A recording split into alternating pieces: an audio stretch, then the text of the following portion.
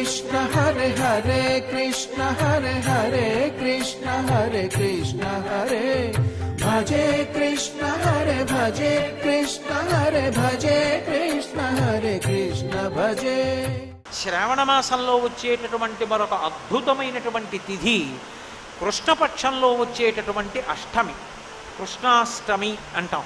కృష్ణాష్టమి శ్రీకృష్ణ పరమాత్మ అవతార స్వీకారం చేసినటువంటి రోజు. అది శ్రావణ మాసంలో వస్తుంది. అది పరిపూర్ణావతారం.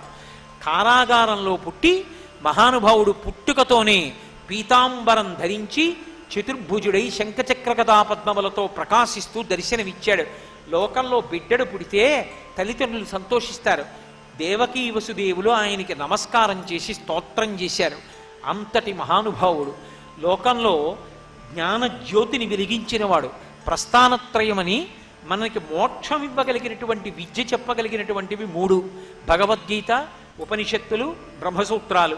అందులో ప్రస్థానత్రయంలో ఒకటైనటువంటి భగవద్గీతని కురుక్షేత్ర సంగ్రామంలో అర్జునుడికి ప్రదానం చేశాడు.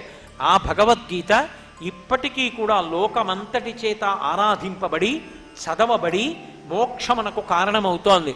అందుకే శంకర భగవత్పాదులు భగవద్గీత కించిదధీత గంగాజలలవ కణికాపీత సకృదపీయేన మురారి సమర్చ క్రియతే తస్య యమేన నచర్చ అంటారు. భక్తితో రోజు ఒక్క భగవద్గీత శ్లోకాన్ని చదువుకుంటే చాలు, ఇక యమధర్మరాజు గారితో చర్చ లేదు. మధ్యలో ఆయనతో ఎందుకు చర్చా వేదిక నాకు అంటే, ఆయనతో చర్చ అంటే ఆయన వచ్చి పాశాలు వేసి లాగడం, నేను రానండం ఉండవు. ఆయన కనపడడు, ఆయన లాగడు. అంటే దాని అర్థం విష్ణు పార్షదులో శివ పార్షదులో వచ్చి తీసుకెడతారు. భగవద్గీత చదువుకున్నటువంటి వాడికి అంతటి వైభవం కలుగుతుంది. అందుకే భగవద్గీత అంతా చెప్పి కృష్ణుడు అడిగాడు అర్జునుణ్ణి, భగవద్గీత అంతా చెప్పాను కదా నీకేమర్థమైంది అన్నాడు. నష్టో మోహ స్మృతిర్లబ్ధ అన్నాడు అర్జునుడు.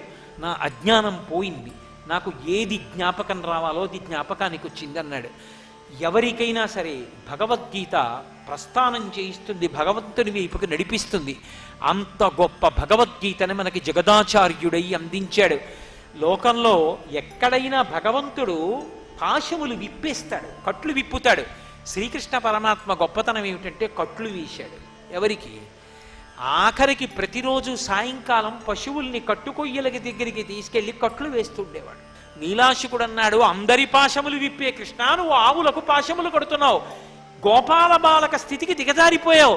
స్వామి నీ యొక్క అనుగ్రహానికి పరాకాష్ఠ, ప్రతిరోజు నువ్వు ఆవుల్ని కట్టిన సన్నివేశం తలుచుకుని నమస్కరిస్తానయా అన్నాడు.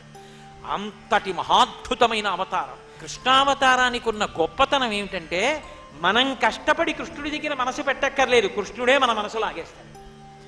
అది ఆ అవతారానికి ఉన్న గొప్పతనం. మీరు తెలిసి కానీ తెలియక కానీ కృష్ణలీలలు విన్నారనుకోండి, అవి ఏదో సరదాగా విన్నామని విన్నా సరే మన మనస్సుని లాగేస్తాయి, వశం చేసేసుకుంటాయి.